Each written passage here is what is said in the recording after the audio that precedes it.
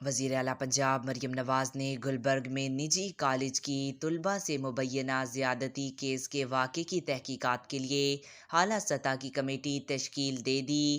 لاہور میں طلبہ سے مبینہ زیادتی کی تحقیقات کے لیے وزیر اعلیٰ مریم نواز کی جانب سے کمیٹی کے قیادت کا اعلان کیا گیا ہے، جو 48 گھنٹوں میں تحقیقات کر کے وزیر اعلیٰ کو رپورٹ پیش کرے گی۔ نوٹیفکیشن کے مطابق 6 رکنی کمیٹی چیف سیکرٹری پنجاب کی سربراہی میں کام کرے گی، جبکہ سیکرٹری داخلہ advocate general Punjab, secretary higher education, secretary special education, secretary specialized health care and medical health committee کے ممبر ہوں گے۔ حکام کے مطابق کمیٹی اپنی مدد کے لیے کسی اور کو بھی ممبر بنا سکتی ہے۔ کمیٹی طلبہ سے مبینہ زیادتی کے حوالے سے شواہد اکٹھے کرے گی، جس میں کالج کی طالبات، اساتذہ اور انتظامیہ کے بیانات بھی ریکارڈ کرے گی۔